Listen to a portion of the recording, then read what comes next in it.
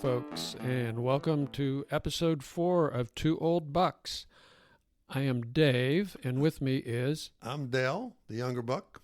Yeah, you just won't let that go. 30 days, you're the younger buck. Okay. Anyway, it's good to be back, folks, after a little... Hiatus. I had to ship the laptop out for some much-needed repairs, but we're back. Anyway, episode 4. What are we going to talk about today? Well, first of all, we're going to talk about Dale's encounter with the cable guy. No brand names going to be included here. Stay out of the slander world. And I'm going to talk about a website that I just came across recently, and it talks about Polish ponies in Florida. Polish ponies. I thought it was Polish. I said Polish, but it's Polish. Well, it's Polish, yeah. It's like Poland. Polish. Yeah, Okay. yeah. All right, we're waiting. Believe it or not, there are Polish ponies, and they do exist in Florida.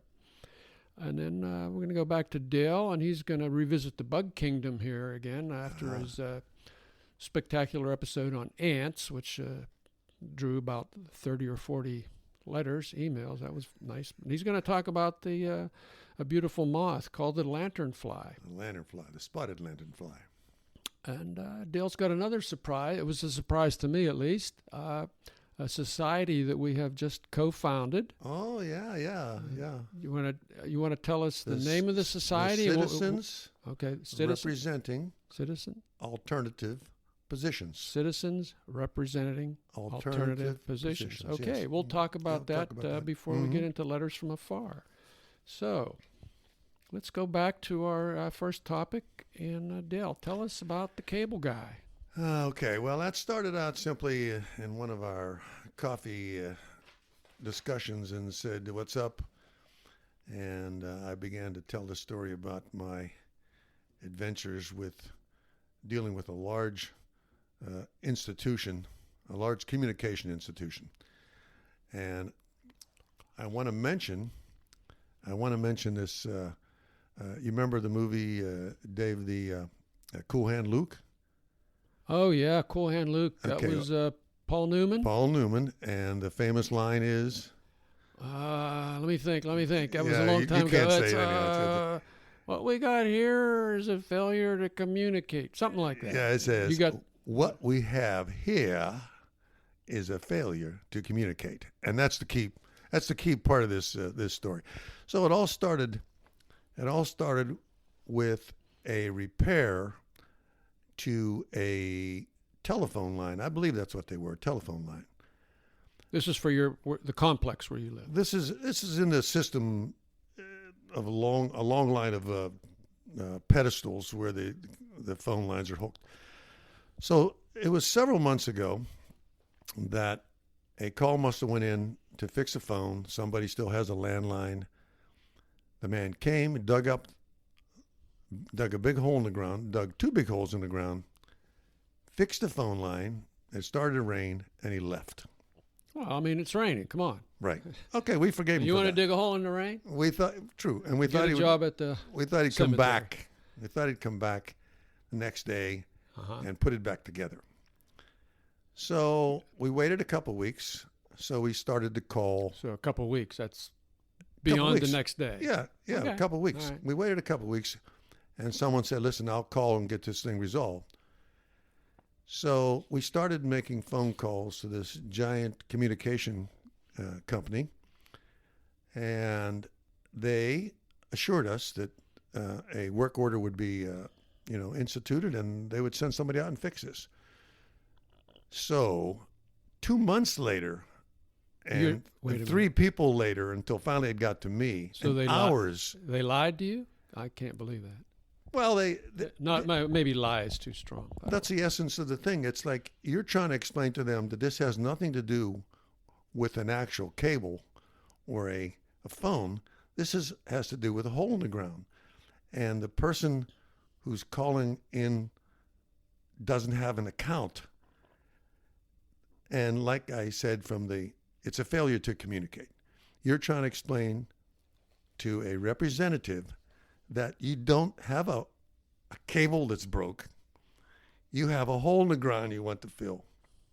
And you can't believe these big companies are so regimented that, they have such a system that they can only do certain things. Can you speak to a supervisor? No. Can you do this? Do that?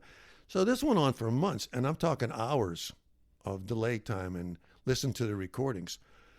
Finally, I even called in. You're getting a little grouchy here, Yeah, I finally called in. I was making up stories at that point. I said, listen, I'm a landscaper, and I just ran over all your cable. And that got their attention? No, it didn't. It didn't. Okay. And she said, what's your account? I said, I just ran over all of your cables. I just mulched them with a lawnmower. Do you want to, I can tell you the intersection. Do you care? Yeah. Anyhow, so that didn't work either. So they never did. Finally, after a long, tedious effort, I finally got to a person, because every time they gave a work order, they said, this ticket is finished. This job is done. We've connected those lines. We're finished with this. I finally got to a man in Texas who said, what do you want to do? I said, I want to get the hole filled back in and the wires covered. And he said, and then he wrote up a different ticket and got to a different guy. So almost 2.5 months, finally a man came. And one afternoon, he put the pedestals back up, filled in the dirt, and everything went back to normal. But what I mean by lack of communication, you could not say that without an account number. There was nobody in this system that you could say, let you talk to Dave. Well, let me ask you a question. Is the hole filled in now after 3 months? The hole is filled in. But there's another case where there was the same situation. I said, you people are not listening to what I'm saying to you. And I think if the listeners out there are dealing with a big corporation, a big corporation, very, very restrictive in how they process the paperwork, you don't have an account number, you just want to report that something happened to their equipment, you have to really struggle to do that. You can't even be a good Samaritan and say, listen, I just cut all your phone lines with a lawnmower, and give them an address, and they would look into it. So this is like the rant of the day. This is a rant. We're starting off being grouchy. People are going to relate to this. You get really, really angry when you try to explain something like this. It's just a failure to communicate. Now, if you have a legitimate account number, I'd rather watch the movie. I mean, really. You mean the movie Cohen Luke? Yeah, that's a lot more interesting than what we're talking about now. No, but he gets beat up a lot in the movie. You ever notice that? He's tenacious in his attitude, even though he takes a beating. Anyhow, that's what it amounts to. When you're dealing with a big corporation, you'll find that phrase that I just said. What we have here is a failure to communicate. There you have it, folks. I think that's enough beating up on these guys. But anyhow, people out there in the world will understand that. Okay. The bigger they are, the harder it is to deal with them. Take a sip of your coffee there, buddy. Give me another shot at that. All right. So, moving right along. On a more serious note, I just came across this website recently, and the website is the Polish Pony Society of Central Florida. Whoever knew there was anything like that? So I was curious about this, so I clicked on it, opened it up, and it's You mean like people are curious about what could two old bucks be? Something like that. Made you push the button. What do we just to see what this thing could be? What kind of what would happen here? Okay, exactly. Polish ponies. Down the rabbit hole. Okay. Yeah, okay. So it's kind of an interesting website. Let me give you the name of the website if anybody wants to look at it. It's polishponyfl.com. That's one word, polishponyfl.com. So I'm just want to read a little bit about the website. It starts off, it's got these pictures of these ponies, and it says, the magic of the konik. The konik is the Polish pony, okay, that's a breed. Comes from the centuries of treasure and harvesting of true joy from the endless love of healthy ponies. It goes on here, tells you a little bit about the society. The Polish Pony Society of Central Florida has welcomed all who love the joy of our treasured konik. The skipping of hoofbeats and the neigh of the foal and the glow of the mother's love. These are the moments that bring us together.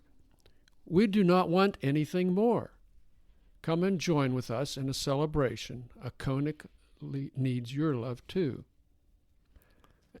So I'm not following you. What's they're collecting these things? Well, they have the ponies apparently, and they say they don't want anything. Let me go on here. They talked about the founder, who was a Dr. Sadlowski. That's a woman, and it has a couple pages of history of the ponies and their use in the Prussian War, and later being used in the coal mines in Poland.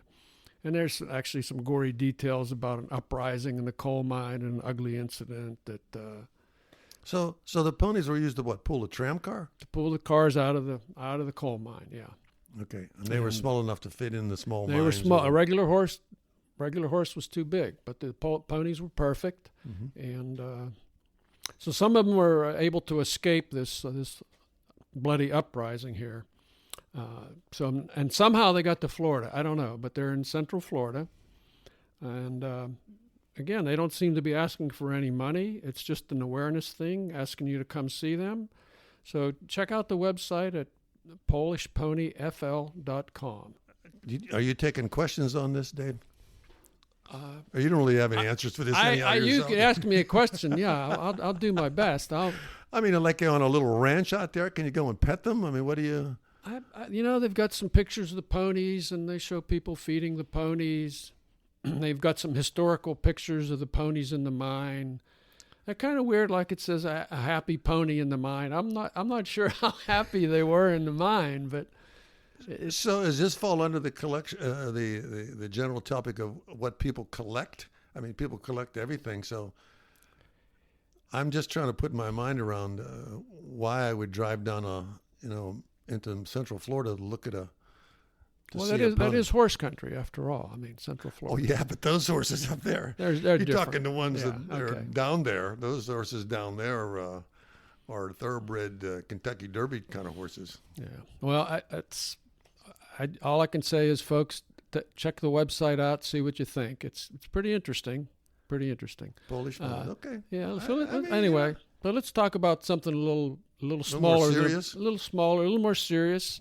Now, this is our Culture Club section, folks, and Dale's going to educate us a little bit on the lanternfly. Well, this to me was very fascinating. This is from an article in the Smithsonian magazine, October issue 2020 of the Smithsonian magazine. And this may be of interest to a lot of people. This was a story about the spotted lanternfly. And let me read the blurb on that. Is an invasive insect that has spread throughout Pennsylvania since its discovery in Berks County in 2014. The spotted lanternfly feeds on the plant sap of many different plants, including grapevines, maples, black walnut, and other important plants in PA. If you see a spotted lanternfly, help us stop it in its tracks. To report sighting, use our reporting tool below or call our hotline at 1-888-422-3359. Wait a minute. That's too many digits. Let's try that again. 1-888-422-3359. You're right. I'm sorry. All right. Okay. Of course. That's going to get edited out. All right, spotted lanternfly. Anyhow, this thing, if you read this article or Google this thing should scare the daylights out of you. The way it propagates itself, how it spreads, and the ability of this, I would say a moth, to destroy a complete orchard of grapes or apples. And this, he says, this is so serious of an invasive pest, has such a healthy appetite. And the way it does it, the way it sucks the sap out of these things, of plants, the biggest concern is just it's spreading in the United States to places like California or something like that, and it has no natural enemy, and it can travel. It doesn't have to be on a plant to reproduce itself. It can travel underneath of a truck. It can attach itself to anything and just underside of a pony, perhaps. I don't know. I don't know if it grows in hair, but okay. I mean, you think about this. Just when you think we've got enough issues that can that can cause a financial disaster. If this thing ruins the grape or the vegetable harvest in 3 states of the United States, I mean, they were talking millions and millions of dollars worth of damage that this thing can cause. And now they don't have a way to stop it. So in essence, if you happen to be in this area of America where you see this, you got to report it to the Penn State. There's a Penn State division is researching this. University of Pennsylvania? Penn State. Pennsylvania. That's yeah. different. 2 different schools. University Sorry of about Pennsylvania that. is the one nobody can afford. But the lanternfly, if you get a chance to Google this article, there's a whole bunch of stuff out on this now. It's found in 26 counties, all of which are under an imposed quarantine.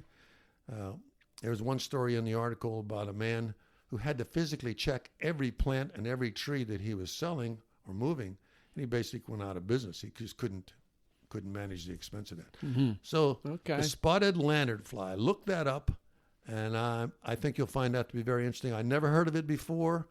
I'm only mentioning it because talking to you about it, and the other 3 people that listen to us. So we do more than just provide useless information. Right. That's all I have to say about that. And that's a serious invasive species. Okay. So back to you. All right. Well, back to me. It's going to come back to you because you're going to explain the society that we have.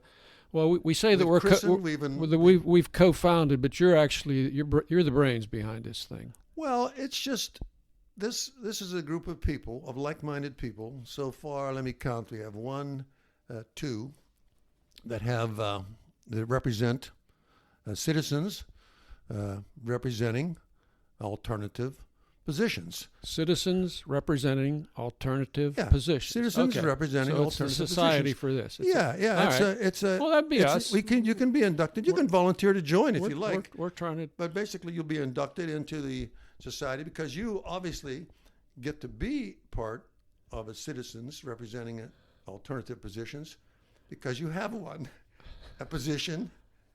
Okay. Alternative to the norm, let's say. Yeah, absolutely. Yeah. We're not talking conspiracy theories here. No. We're talking about. Well, here's an idea then. Okay. So I'm all in on this idea. Okay.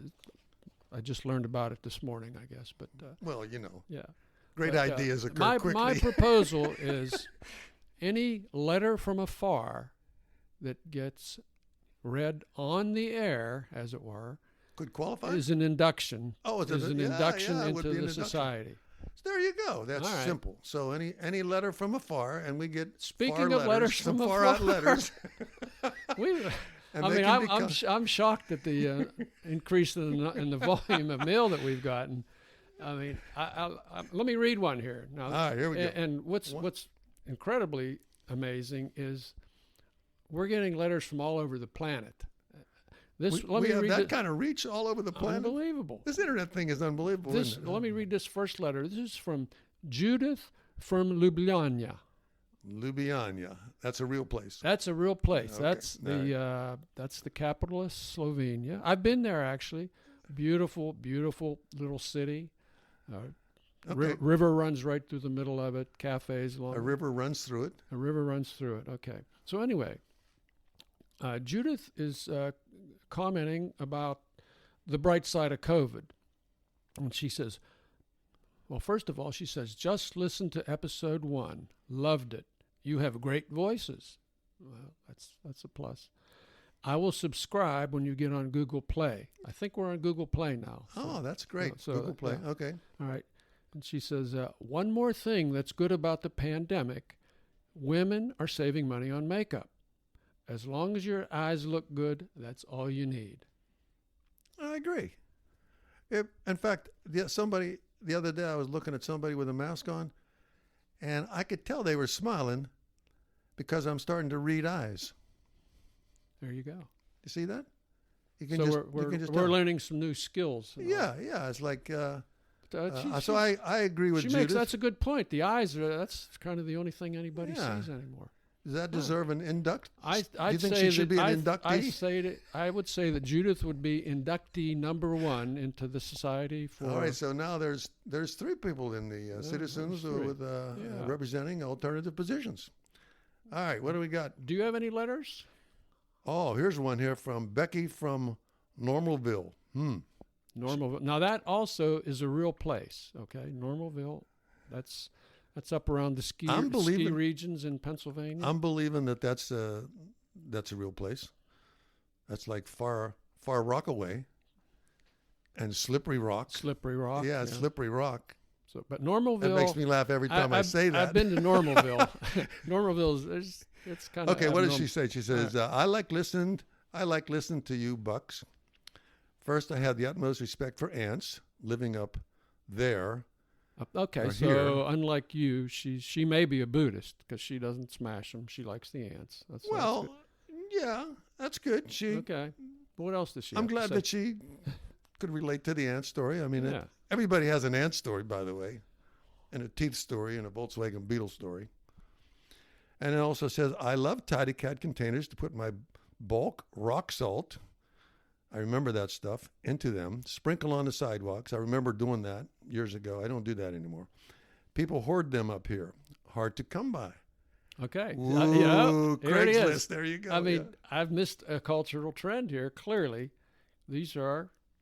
I told you that. You've seen them. Haven't you seen those things? Well, they're very useful. You know, it's like if you buy a red car, then every car is red. I guess ever since then, I've seen Tidy Cat containers everywhere. Okay, and then she continues. I was in shock a few years back when our dog had stomach surgery, and $65 was tacked onto the itemized bill for this cone. Okay, wait a minute. So she's talking about the free cone. That was free stuff on Craigslist. He had the extra large one due to his breed, but I offer it to people if their dog is getting neutered or sprayed to spare them the sickening expense. What a ripoff! So she must have donated hers. Okay, so they're out there and there are use for them. And the next sentence after that, she says, "And he's out there going to town with the Christmas lights." And I assume she's implying he's chewing them up or something. I don't know. Like that, or so the dog's hanging the Christmas lights. All I got to say, Becky, you know, if your dog's hanging the lights, I just think we've got our first celebrity guest coming up. I'm going to say, Becky, you're in. Okay, Becky. Becky, you're in. You're now a proud member of Citizens representing alternative positions. Okay. So one more. You got another letter? I've got one here. Yeah, this is getting back to the local area. This is from Rick in Florida, and he says, "Dear $2, kudos to you for sharing the fruits of your fertile minds with the world." Ooh, see, there's somebody who's clearly got an alternative position. He's angling for a position. Oh, he wants to be inducted. Okay, so he goes on. As a trumpet player, I thought I'd be very interested in your segment on mouthpieces, but you are discussing something entirely different. Perhaps in the future you could do a segment on real mouthpieces. I'm going to do a 10-second mouthpiece example right now. I once played a trumpet. I say I once played a trumpet, and I do recall. I think he's talking about musical mouthpieces. Yes. Not like a saxophone or a clarinet, but a brass or a metal piece that fits on your lip that you blow into for a horn section. And I did play for one, and that mouthpiece left a permanent indentation in my lip when we fell off the third row riser in band practice one day. and the whole third string trumpet section went right backwards, right off the radio. We all landed on our head against the wall. Yeah, so all right. I had an experience with mouthpieces. So you've got a kind of a traumatic experience with mouthpieces. Ooh. So there you go, Rick. And okay, let's go on here. This was a pretty long, involved letter. He's touching on all the bases here. He says, regarding loser lotto, I must say I don't get it. Are you promoting a method of picking losing numbers? Are you sending a message that it's just as valuable as buying a book on how to pick winning numbers? Sort of. Yeah, I mean, you're going to lose. And Sort of. I think he nailed it here. I think he nailed it. Let's face it. In fact, we're going to make some changes to Loser Lotto. So if he's listening in, he'll be able to pick it up later on near the end of the broadcast. We keep that to the very end so we can make it short. All right. So, okay. But he's pretty much right about that. I think that's it. I mean, That's Rick, right. You nailed it, buddy. So this goes on here. He says, last, I love culture. Now, this is cool. He spelled it Cultcha. Like That's the way you pronounced it. Culture with Culture. a K, right? Culture. There's no R on the end of this. Pay attention. Says, I hope you don't get in trouble using Kultur Klub, a copyrighted term in your podcast. Boy George might get his legal mouthpiece on your case. Now you see how he worked mouthpiece into this as well. This guy. Rick he's definitely a member of he's in. citizens He's in. representing in alternative positions. Maybe we ought to talk to Boy George, but I think we're safe here because we did spell it with a K. So, Rick, if you're out there listening, if you picked this one up, buddy, you're in. Thank you for your letter, and thank everybody for their letters. Don't hesitate to fire them off. Where do they fire them to, Dave? Where are you getting them from? That would be buckstwoold@gmail.com, buckstwoold@gmail.com. We've got a website out there. There's a Two Old Bucks website. You can look at the episode. There's a picture in the web. Have a picture on that? That would be website? us. Yeah, that would be us. Oh, that was like 12 years ago when we took that? That was like 12 days ago. Okay, you heard it, folks. You've heard it out there, and it's a big wide world. I just want to say one other thing about Letters From Afar. I mean, we've got listeners. I can't believe we've got listeners in Norway, Really? Israel, Morocco. Who'd have thunk?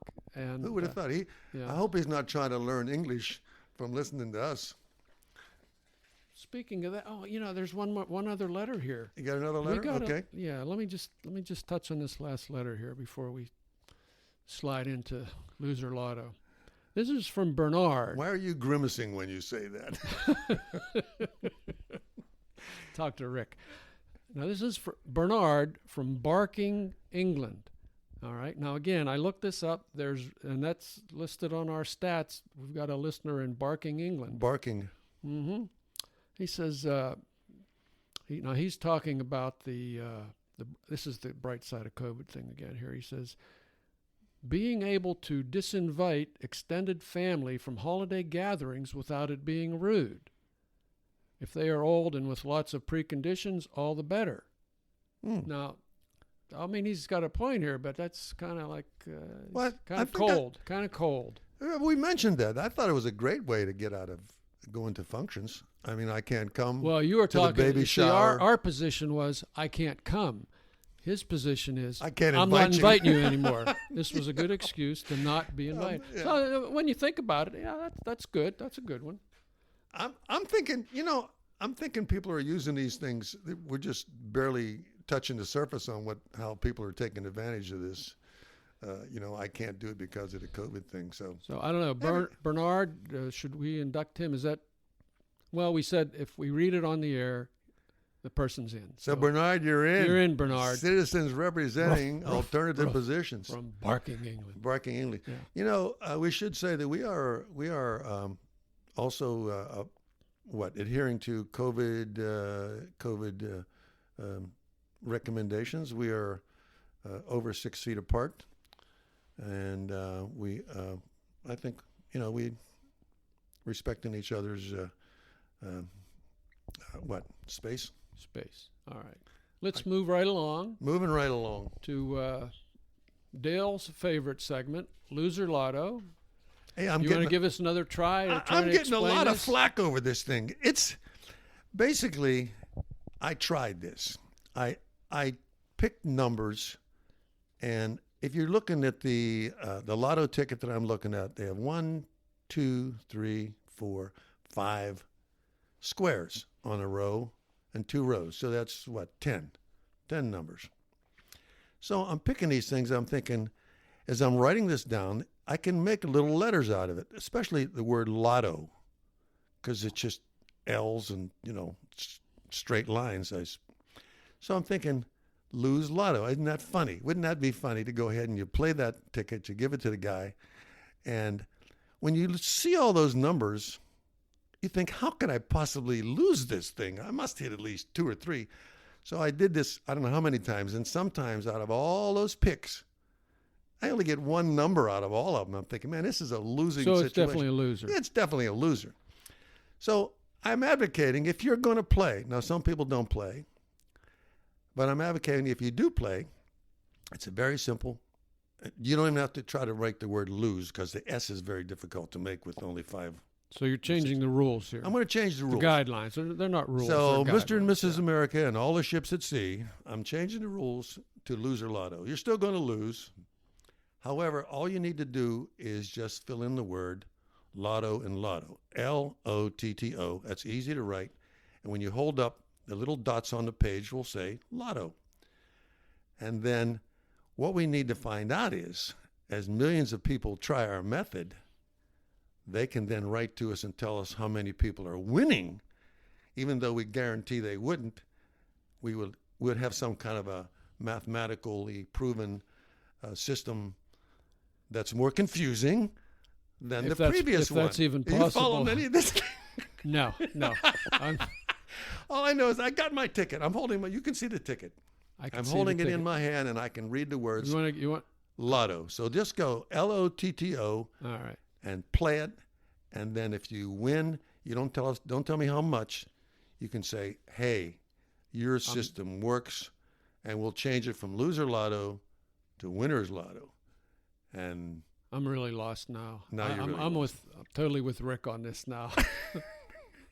All right. Well, here's my only suggestion. The letters are going to be flocking in, man. We're going to have more people. They'll be flocking in on Seagulls. Yeah. Citizens representing. So I alternative know positions. you've been opposed to my idea of if they win, they send a share to us. I know you think that's. No, I don't think they should send us anything. Okay. Well, they do have a couple places to think about. I was just going to say that they could support the Lanternfly project at Penn State. You could look at the Koenig ponies, although on their website they say we really don't want anything from you, but who knows? There might be other organizations. Okay. I mean, who knows? If this thing turns out, we'll completely discontinue this portion of the program if our lotto numbers start hitting too much, because the chaos with all this wealth out there will just beyond our ability to cope with. So we'll leave it at that. Send your letters in, your criticisms, your good thoughts, and we'll see what let's see what the people have to say about this. All right, we'll let the people speak. All right. On that note, I think we're ready to shut down another episode. I see you waving your finger over there. This is two old bucks saying we are out of here for today. That's my forefinger I'm waving, just so everybody knows. All right, folks, we will see you the next time. This is Dave. This is Del. And we are Two Old Bucks.